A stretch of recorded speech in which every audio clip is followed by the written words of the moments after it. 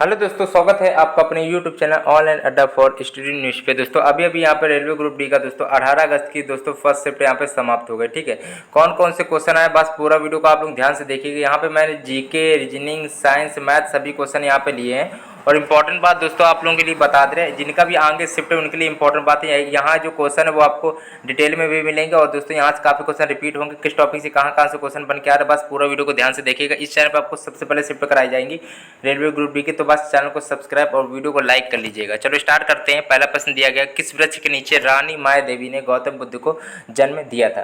तो right option इसका क्या होगा बताइए जरा। तो पहले का जो डी ऑप्शन साल के वृक्ष में दिया था। ठीक है, पहले का जो डी ऑप्शन है, ठीक है, इसको थोड़ा आप लोग याद कर लीजिएगा। गौतम बुद्ध के बचपन का नाम सिद्धार्थ था और बुद्ध की जो पत्नी थी यशोधरा थी और इनके जो पुत्र थे वो राहुल थे। ठीक है, बुद्ध से रिलेटेड बहुत ही क्वेश्चन बनते हैं। इनका जन्म 563 ईस्वी में लुम्बिनी में हुआ था, ये थोड़ा आप लोग याद कर लीजिएगा। इन्होंने पहला उपदेश कहाँ दिया था? सारनाथ में पहला उपदेश दिया था, ये थोड़ा याद कर लीजिएगा। ठीक है, इनके ज्ञान की प्राप्ति कहाँ से हुई थी? बौद्ध गया से हुई थी, जो आपका बिहार में स्थित है। ठीक है, चलो काफ़ी अगला देख लेते हैं। अशोक के शासनकाल की सबसे महत्वपूर्ण घटना कलिंग आधुनिक युग में डैश पर विजय थी, जो उनके जीवन का एक महत्वपूर्ण परिवर्तन सिद्ध हुआ।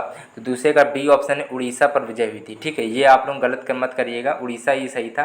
काफ़ी लोगों ने क्या किया कि इस पर बिहार लगा दिया था, बिहार नहीं होगा, उड़ीसा। अगला दिया, चंद्रगुप्त द्वितीय ने गुप्त साम्राज्य का डैश में ईस्वी में गुजरात तक विस्तार लिया था। तो तीसरे नंबर का राइट ऑप्शन यहाँ पे 390 ईस्वी में गुजरात तक का विस्तार लिया था। अगला दिया, डैश के बीच की अवधि को दिल्ली सल्तनत की अवधि के रूप में जाना जाता है। तो दोस्तों चौथे का जो राइट ऑप्शन आपका जो बनेगा वो आपका 1206 ईस्वी से 1526 ईस्वी को, 1206 ईस्वी से 1526 ईस्वी को ये बादशाह ईस्वी से देखो, हालांकि गुलाम वंश, खिलजी वंश, तुगलक वंश और छैद वंश है, लोधी वंश है, ये सब आपके 1206 से 1526 के ही अंतर्गत आ जाते हैं। और ये है कि दिल्ली सल्तनत की अवधि भी कहा जाता है। अगला दिया, निम्नलिखित में से कौन सा राजवंश दक्षिण भारत से संबंधित नहीं था? दोस्तों पाँचवें का जो बी ऑप्शन है, पाल वंश, जो पाल था वो आपका वो दक्षिण भारत से संबंधित नहीं था, लेकिन सातवाहन, पांड्य, पल्लव थे। ठीक है, लेकिन पाल नहीं था। अगला दिया गया, निम्नलिखित में से किस संधि के परिणाम स्वरूप तृतीय एंग्लो मैसूर युद्ध समाप्त हो गया था? दोस्तों यहाँ पे जो श्रीरंग की पट्टनम की जो संधि हुई थी वो 1792 ईस्वी को हुई थी। ये थोड़ा आप लोग बस याद रखिएगा, काफ़ी इंपॉर्टेंट है और यही इसी के लिए। अगला देख लेते हैं, लिखा है आप लोगों का, भारत में डैश ब्रिटिश साम्राज्य के प्रत्यक्ष शासन के अधीन आ गया था। तो सातवें नंबर का राइट ऑप्शन है 1858। ठीक है, भारत 1858 ईस्वी में ब्रिटिश साम्राज्य के प्रत्यक्ष शासन के अधीन आ गया था। तो इसको थोड़ा आप लोग देख लेना। ठीक है, हालांकि 1 नवंबर 1858 राइट ऑप्शन है, 1 नवंबर 1858, इतना बस याद रखिएगा। इंग्लैंड की रानी को भारत की महारानी घोषित किया गया था। तो आठवें का डी, 1876 ईस्वी में इंग्लैंड की रानी को भारत की महारानी घोषित किया गया था। निम्नलिखित में से कौन सा विद्रोह ब्रिटिश शासकों द्वारा लगाए गए प्रतिबंधों के विरुद्ध नहीं था? तो नौवे का यहाँ पर डी, नक्सलबाड़ी विद्रोह। होम रूल लीग के संस्थापक दोस्तों कौन थे? तो यहाँ पे जो एनी बेसेंट थी वो होम रूल लीग की स्थापक थी और भारतीय राष्ट्रीय कांग्रेस की ये प्रथम अध्यक्ष भी थी, प्रथम महिला अध्यक्ष। ठीक है, लेकिन सरोजिनी नायडू भारतीय राष्ट्रीय कांग्रेस की प्रथम भारतीय महिला अध्यक्ष थी, जिन्हें भारत की कोकिला भी कहते हैं। और होम लीग की स्थापना जो संस्थापक थे वो एनी बेसेंट थी। और इसको थोड़ा बस आप लोग देख लेना। ठीक है, 10वें का राइट ऑप्शन आपका हो गया बी। अगला देख लेते हैं, यहाँ पे दिया गया, डैश नाम ग्रीक भाषा से आया जिसका अर्थ है सिंधु नदी के पार। कौन सा शब्द है ग्रीक भाषा से आया जिसका अर्थ है सिंधु नदी के पार का क्षेत्र?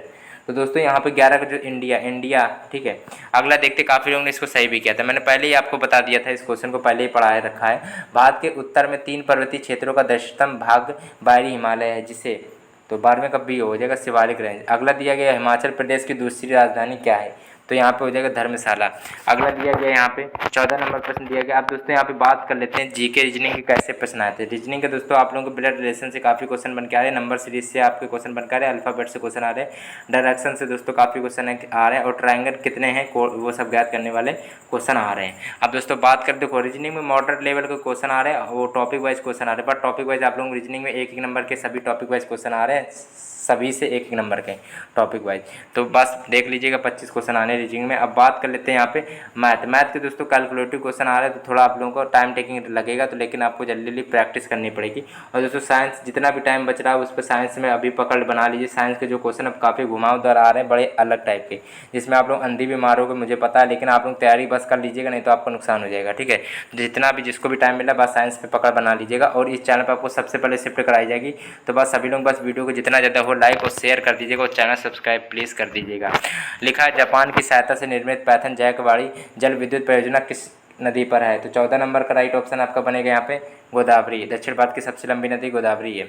अगला दिए उपजाऊ गंगा मैदान समृद्ध मिट्टी से बना हुआ है, तो 15 का यहाँ पे कछारी हो जाएगा। कछारी उपजाऊ जो गंगा मैदान है वो कछारी मिट्टी से बना हुआ। भारत की स्टैंड अप योजना का उद्देश्य दोस्तों क्या है? 16 नंबर का बी ऑप्शन। स्टैंड अप योजना दोस्तों अनुसूचित जाति, अनुसूचित जनजाति और महिला उद्यमियों के बीच उद्यमशीलता को बढ़ावा देना। अगला दिया गया है भारत सरकार द्वारा भुगतानों को आसान बनाने के लिए एक भुगतान स्थानांतरण प्रणाली शुरू की गई। तो 17वें का राइट ऑप्शन आपका बनेगा यहाँ पे भारत QR कोड। ये क्वेश्चन याद रखिएगा, आगे के शिफ्ट के लिए इंपॉर्टेंट है। जल संसाधन, नदी विकास और गंगा कायाकल्प मंत्रालय द्वारा गंगा का स्वच्छ करने के लिए सार्वजनिक संगठनों से एकत्र करने वाले फंड का नाम दोस्तों क्या है? दोस्तों 18 नंबर प्रश्न है, इसका राइट ऑप्शन आपका स्वच्छ गंगा फंड होगा। इसमें काफ़ी लोगों ने गलत किया था, 18 का सी ऑप्शन बिल्कुल करेक्ट ऑप्शन बन जाएगा। और 24 सितंबर 2014 से ये मतलब स्वीकार किया गया था केंद्रीय कैबिनेट द्वारा। ठीक है, चलो दोस्तों इतने क्वेश्चन दोस्तों मिल पाते हैं। और जैसे ही आप लोगों की आगे जितनी भी शिफ्ट आएंगी मेरे चैनल आपको सबसे पहले अपडेट किए जाएंगे। बस सभी लोग बस जितना ज़्यादा हो इस वीडियो को लाइक और चैनल सब्सक्राइब प्लीज़ कर लीजिएगा। और आप लोगों की कब शिफ्ट है और किस तारीख को है आप लोग कमेंट में जरूर बताइएगा।